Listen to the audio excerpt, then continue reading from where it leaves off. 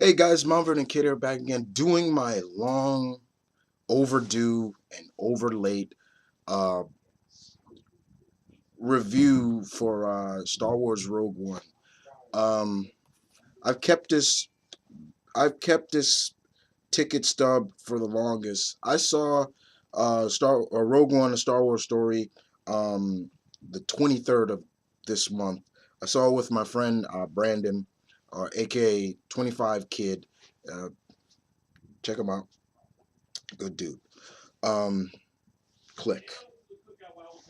Bam, click. Anyway, did it, and I must say, I'm gonna kind of make this really short and sweet. I don't want to spoil it. It's been out for a while, but just want to give my thoughts on it so far. Very much enjoyed it. If you saw me I posted a quick vid where we came right out of the movie theater and I just recorded myself. Um, I thought the movie was really good. This is a kind of a prequel, as you all know, that is pretty much how who invented the Death Star, how and where the rebels got the plans for the weakness. I mean, if you think about it, you look at the in the Star Wars, the first one, the Episode 4, New Hope, when Luke shoots and goes down into that reactor. It was like, how do we know that? So this kind of explains it. Now, the one thing I will say is the cast was great. Everybody I thought did a remarkable job on this movie. The score was beautiful, despite some controversy, which I will get into. Um, I thought that, like I said, everybody did their pretty much their part very well. The story revolves around Jen, who is the daughter of Mad Mikkelsen's character, who is the person responsible for creating the Death Star. I want to make sure I get their names right, so I got all their names right again. Mad Mikkelsen's name was Galen Urso, and Felicia Jones's character, Jen Arso. She is the daughter, and she's kind of a rebel at heart. You see her start out from a child, and she turns into like this almost a very uncaring person at some point, and then you start to see her really care, especially in terms of her father, which I thought was really good. For the great Forrest Whitaker was in this movie as well, and he was. There were times that I was shocked that I was barely like, well, that's Forrest Whitaker. Didn't sound like him. Like he had a very different, unique voice. Just shows you how talented he really is. Um, and I gotta say, the droid K2, played by voiced by Alan Tunick Turdick. I hope I'm saying Turdick. I hope I'm saying his last name right. He was great. There was some cameos in here, but I have to say, two of the people that really got me over and really that made me love this movie was when the homie Donnie Yen came on and Janai Wynn came on. Um, Basically, Donnie Yen played a monk by the name of Chernik Cherut, and Wen played Boz, they were just great. I loved them. They were so good, and it was a lot of fun to see them. As soon as they came on the screen, guys, I was just like, there he is. He was so good. I enjoyed it so much seeing them. Like I said, used a lot of. There was a lot of cameos from R2D2 and CP3PO as well. We got to see the homie Darth Vader, voiced by, yes, Mr. James Earl Jones. There was no doubt in my. Once he came, I was like, he better be voiced by him. He better. Once I heard that voice, I was like, thank you. Uh, and the one thing I thought the one thing I went into this movie trying to think was, not getting too attached to these characters.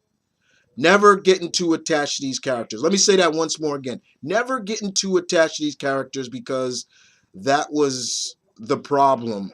Because we know what happened at the end, right? I got too attached to these characters because I really started caring for these characters.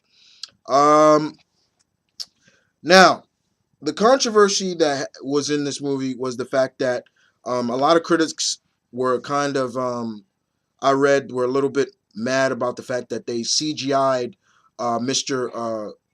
Uh, Cushing, who who passed away in '94. He passed away, but his character was still around during that time, so they pretty much CGI'd him, and I thought the CGI was pretty damn good. It wasn't bad. It wasn't horrible in my opinion. It looked pretty good, especially with the lighting and everything. There were times where you saw him with a live action character. It was just like, okay, you can see that it's kind of CGI, but you can't really tell that it's that bad. Um, but it was really good, guys. I very much enjoyed this movie. The action was great. Um, the scenes were beautiful. The score was beautiful, in my opinion. This was just another good insert into the Star Wars mythos of just kind of giving us more of an insert into, okay, how did the rebellion, get those plans for the Death Star and everything like that, and it was that was fine to me. It did what it needed to do, in my opinion, but a part of me was just like, man, the characters that I fell for, gone. So yeah. Other than that, I very much enjoyed it, guys. I'm hearing news that Donnie Yen's character will be appearing in another movie, in the Han Solo movie. If that's the case, big ups, because I'm really happy for Mr. Yen now getting this spotlight on him now in Western movies. Now you're starting to see him in big Hollywood movies now. He's going to be in the next Triple X. I'm not sure what else he's going to be in, but he's already made it over in his native Hong Kong and China and all that. I'm hoping that he has the same success here, like a Jackie Chan or a Jet Li, even a Bruce Lee, people like that. I'm hoping and I'm praying that he has that same success that he had in his native home that he has here. But other than that, guys, that's my thoughts, or my late thoughts on um, the Rogue One. Guys, I apologize for the lateness. Holidays came up, of course, and I wasn't feeling under the weather. As you can see, my voice is a little raspy. I'm having this nagging cough as it is. But once again, I forgot to show you. I didn't really show it, just to prove. There you go, guys. If you can get a good look, that is a ticket stub. I saw it the 23rd, Friday, at 5 o'clock with my boy Brandon. Once again, the click, hit the two sweet, bam. But other than that, you guys take care. I hope you guys enjoyed it as much as I did. To any of my fellow Star Wars fans out there. And once again, may the Force be with you, and may the Force always be with Miss Carrie Fisher and her mother. Rest in peace. You're on to a better place. You guys take care.